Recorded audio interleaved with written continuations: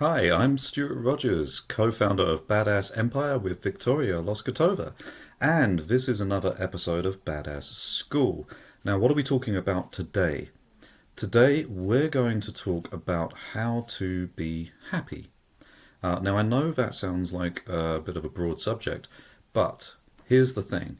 The way that we as human beings deal with good moments in the world and bad moments in the world is quite traditionally broken. And what I mean by that is when we think of good moments, when we think of something that's really nice that's happened to us, we tend to, as human beings, like hang on to that thing. And we will grasp hold of it, we'll try and make that feeling last as long as possible. When we have something that is supposedly bad happen to us, that's when we get a big crash. And that crash can cause all sorts of issues and problems, including things like depressive states, anxious states. All sorts of things happen because of this kind of sugar crash life where we go up and then we go down and then we go up and then we go down. But it's not as simple as that. And also breaking out of this pattern is not as simple as that. Now, one thing I do want to do today, which is a little bit different, is I want to actually bring in some video from a brilliant TED Talk. Now, Alison Ledgerwood is Associate Professor at the University of California, Davis. Her research focuses on the psychological tools that allow humans to reach beyond their current experiences. Now, Alison did a brilliant TEDx talk at UC Davis. It's called A Simple Trick to Improve Positive Thinking. Now, we're not going to include all of this talk in this episode, but what I do want to do is make sure you get to see a really important part of this talk, and then I would like you to go and actually watch the whole thing because it is fantastic. It's only 10 minutes long, like many TEDx talks, but it's really worth your while. If English isn't your first language, it's good news because they have subtitles in 10 different languages for this talk. Now, the part that she's going to explain on this video is how we deal with getting from a good state back to baseline, and then how we get from getting back from a bad state back to baseline. It turns out that when we have something good happen to us, we're very quickly back to baseline, whereas when we have something bad happen to us, it takes us a long time to get there. There's lots of psychological reasons for this, but I'm just going to turn over the floor for just a couple of minutes to Alison to explain a little bit more about what's going on here. I'm fascinated by this question. I'm a social psychologist, which basically means I'm a professional people watcher. So this is what I do. I try to figure out how humans think and how we might be able to think better. And here's something I noticed a few years ago about how I seem to think. Here's a typical week in my life, which usually seems to revolve entirely around publishing papers. So here I am in the maximum of my artistic abilities as a stick figure, going along at baseline, and a paper gets accepted. I get this rush, this blip of happiness, and then I'm back to baseline by about lunchtime. A few days later, a paper might get rejected, and that feels pretty awful. And I wait for that blip to end, but somehow I just can't stop thinking about it. And here's the craziest part. Even if another paper gets accepted the next day, well, that's nice, but somehow I can't get that pesky rejection out of my head. So what is going on here? Why does a failure seem to stick in our minds so much longer than a success? Well, together with my colleague Amber Boydston in the political science department, I started thinking about this question of do our minds get stuck in the negatives? Okay, so that was Alison Ledgerwood. She really knows her stuff. You have to go and listen to the whole video. It really is quite eye-opening. Now, let's talk about how we get to a place where we don't even think of things as traditionally good or traditionally bad. Now, some of the things I'm going to talk to you about, you will be able to read in various different books. Books on Stoicism by Marcus Aurelius, by Seneca. There's a very modern book by a brilliant man called Derren Brown, D-E-R-R-E-N, not D-A. It's not Darren, it's Derren Brown. His book is called Happy, and it very much reflects A lot of the work's done several hundred years ago by Seneca and Marcus Aurelius. But let me tell you a little bit about my experience of understanding that there really isn't very much in the world that's either good or bad, and that actually you can maintain a life where you're much closer to this baseline all of the time. And if you're closer to the baseline all of the time, instead of having this spike crash life, or as Alison explains it, spike crash, that is not where happiness is. Hanging on to the good and just experiencing the good all the time is not happiness. Waving around the baseline is where happiness lives. And this helps you to cope with all sorts of things. I mean, it helps to keep your stress low, helps you to deal with all of the things that we've been talking about in Badass School so far. Things like when unexpected things happen to you, for example. Now, obviously you know what I'm going to say next. You know that I'm going to tell you that being mindful and being present and being in the moment and not worrying about the past and the future has a significant benefit to you and is going to reduce your stress levels. But take it a step further than that. And let's talk about the difference between good and bad for a moment. So, first of all, what if we had the notion that there actually wasn't anything in the world that was traditionally good, there wasn't anything in the world that was traditionally bad? What if we had a situation where you just think of everything as moments and not think of them as good moments or bad moments? Now, there's a great story that illustrates this perfectly well. It's the story of the farmer and the priest. And the farmer runs to the priest one day and says, "Priest, priest, it's really bad news. My horse ran away." And the priest says, "Who's to say whether that's good or bad?"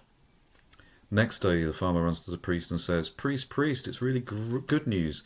The horse came back, brought 10 more wild horses with it." Priest says, "Who's to say whether that's good or bad?" The next day, farmer runs to the priest and says, "Priest, priest, it's really bad news. Those 11 horses trampled all my crops and I have no food." And again, you know what the priest is going to say. Who's to say whether that's good or bad? And that's the thing about identifying things as traditionally good or bad. You don't know if they are. You don't know if the fact that somebody has decided to stop talking to you even though they were friends is a good or bad thing. You don't know the space that that is going to open up for you, and you don't know what's going to happen as a result of that. That might be exactly what you need. You just don't know it because you're very close to it. You don't know if the fact that you didn't get that job you were applying for is good or bad. Again, it might be a good thing. It feels like a bad thing initially, but it might be a good thing. You don't know. So how about if we think about these things in a different way entirely? What about if you processed everything that happens as it happens, so that you're living in the present as just a moment? Now, what can you do with those moments in order to make them work for you? Well, there's maybe 4 things that you can do with every moment in your life. First thing you can do is you can just let it pass. Remember when I told you that meditation isn't about clearing your mind, but it's about really just recognizing the stimulus that happen within that sort of 6 to 7 second breath cycle, and then once you recognize that stimulus, you let it pass, whether it's a noise, whether it's a touch, whether it's a bright light, a thought in your head. You recognize it for what it is, let it pass. Well, what if you have a moment and you just let it pass because it's not useful to you? Take a moment to think about what is actually happening. Is that is happening right now useful to you in any way, shape or form? If it isn't, let it pass. What else could you do with a moment? Well, you could learn from it. Learning from the moments that happen to us is incredibly important because that is how you grow as an individual. It's how you grow as a person. So you could learn from it. Now, there's a few things about learning from moments. First of all, you have to be open and susceptible to learning. If you're not open and susceptible to learning, there are some alternatives. The first is that you're not recognizing that there's a lesson in front of you. That's not a great thing. You need to figure out how to just see things for what they are and see these moments for what they are. And if there's a lesson there, You need to learn it. You need to learn that lesson because that's what's going to help you grow as a person. A worse situation is if you're one of those people who understands that it's a lesson, but that lesson is a difficult one. And so you've decided, you know what, I'm not going to deal with that. I'm going to put it away and hopefully it'll go away. Well, I'm here to tell you, it never goes away. And in fact, it will get worse and it will become baggage. And you don't want baggage in your life. So be the person that understands that there's a lesson, and then with that lesson, do the learning, do the work. Make sure that you spend some time figuring out what that means in your life and how to deal with it. And again, remember, you're trying to do this in a positive way, with positive reframing and positive vocabulary. Later in that TEDx talk, Alison Ledgerwood explains that if you negatively frame something, but then you think about it in a positive way, you will still think about it negatively. So for example, if somebody tells you that there is a 30% chance of you surviving a particular operation, even if they then turn it around and say, hey, that means at least you've got a 70% on the other side, because the negative framing was first, you'll find it hard to think about it in a positive way. If you use positive framing first, the negative framing doesn't affect you quite so much. So you can learn from your moments. That's the first thing, and do that. Make sure you are open to learning and make sure you do the work. You could also, the third thing you could do is you could be grateful for that moment. Gratitude is an incredibly powerful thing. Take a moment to be grateful for that moment. Take a moment to be grateful for it. Understand why you're grateful for it. And then let it pass. All of these things pass because everything is temporary, nothing is permanent. The fourth thing you can do is combine those last two. You can learn about a moment and be grateful for it at the same time. Not all learnings are things that are negative. Some learnings are things that are positive, of course. So those are the four things that you can do with every moment. Now, by applying what I've said, along with the scientific research that Alison Ledgerwood and her team have done at UC Davis, you can start to see that you can apply the idea that there is no good, there is no bad, there are just moments. And if you use positive reframing, you are more likely to remain positive about the things that happen to you. If you negatively reframe everything, it's going to be much, much harder for you to think about them in a positive light later. If you get to the point, like me, where you don't think of things as good or bad and you think of things as just moments, then you stay around that baseline and you will just hover above and below it. You won't spike and crash, spike and crash. And that, according to Darren Brown's book, which is called Happy, is where happiness lives. It's also, according to Stoicism, it's where happiness lives, staying around that baseline. Does that mean I don't feel emotions the same way other people do? No, of course not. I feel the same senses of, crushing defeat and exhilarating happiness and, every emotion you can possibly imagine. But I return to baseline quite quickly because I understand that those moments, no matter how great or how crushing they are, will not last for very long, and they will just pass like every other moment. My job is to let them pass if they don't serve me, learn from them, be grateful for them, or both learn and be grateful for them. If you practice this idea enough, you will be happier in general than the person living a spike crash life, and it will help you manage your stress levels. And you'll remember, if you manage your stress levels, that will actually improve your immunity, which of course is very important right now, but it's generally important anyway. And so a combination of all these things will have a seriously positive effect on your life and allow you to deal with all sorts of crazy situations very effectively and with a great deal of emotional intelligence. Now, of course, this has been yet another episode of Badass School. But if you want to get learnings from 28 incredible experts around the world, head over to badasssummit.com.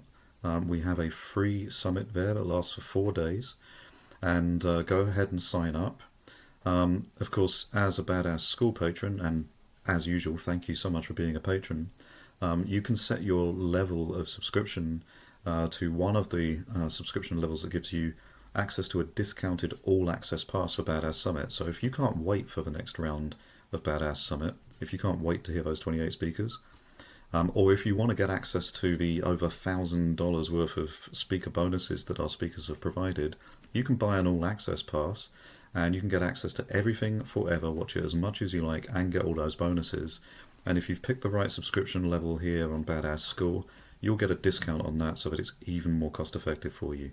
So head over to badasssummit.com right now, make sure you sign up for the next run, grab an all-access pass if that's what you want to do, and I'll see you on another episode of Badass School soon. Thank you so much.